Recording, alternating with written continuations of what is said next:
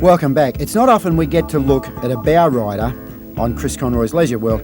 Most of Australian fiberglass boat manufacturers do offer Bowriders in their range, and the one we're looking at today is the signature 550 Bowrider, which has an overall length of 5.33 metres, a beam of 2.13 metres, and is rated for up to 140 horsepower.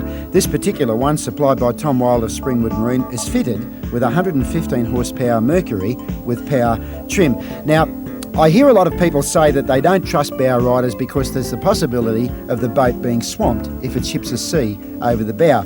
My response to that is that in the many years that I've been producing this show and boating for a lifetime, the times that I've had a sea come over the bow are extremely rare. In fact, it's only been on 4 or 5 occasions in tens of thousands of hours of boating. And that's due to the fact that these boats are designed to lift their head to even a short, sharp sea. So if water does come aboard, it's usually as a result of extremely unusual sea conditions, and the amount that comes aboard is very small because the bow usually scoops just the top of the wave off. Now, in all of the occasions that I've had it happen, it's been in boats with rigid foredecks, and the seas simply come up the foredeck and over the windscreen and ended up all over me. But at the end of the day, it's only been a couple of litres anyhow.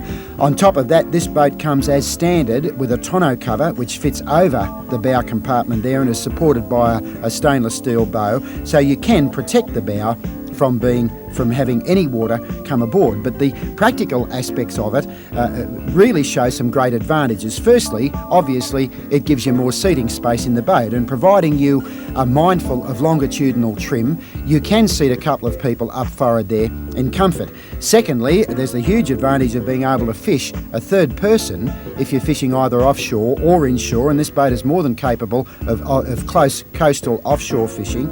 And thirdly, it means that you can actually exit and enter the boat in far more safety and far more easily when you nose it onto the beach. And one of my beefs with Australian boat manufacturers is, and for that overseas ones for that matter, that they make boats which are capable of being nosed onto the beach, and particularly now with power, tilt and trim on outboard motors, but they don't give you any means of safely exiting and re-entering the boat once it is on the beach. And people have to scramble on and off the bow there, and they run the risk of either falling off or hurting themselves on the various protuberances that are on the bow. So please, boat manufacturers, come up with some sort of a folding boarding ladder which people can use to get on and off the beach.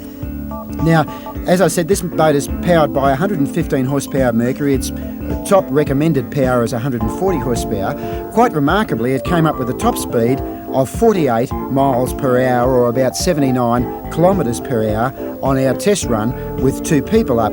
That really is quite remarkable. It shows a high turn of speed and certainly points up the fact that the boat would be ideal for social skiing up to, say, barefoot standard, and capable of covering long distances at very reasonable cost. In fact, at 3,000 revs per minute it cruises at 33 miles an hour, and that would eat a lot of distance for relatively low cost. The complete rig with boat, motor and trailer and the standard features comes through at just over $23,000, so it's not unreasonably expensive to buy. It can be towed behind a moderately sized 4-cylinder car which will launch and retrieve it and tow it on the highway at highway speeds with no problems whatsoever. So it certainly fits the needs of Australian boaties in the 90s for a boat which is capable of being towed behind a moderately sized car, is reasonably economical to buy and certainly economical to run, and can be used effectively as a ski boat, as a fishing boat and as a general family runabout and tourer. The signature 550 Bowrider from Haines, Signature and Springwood Marine.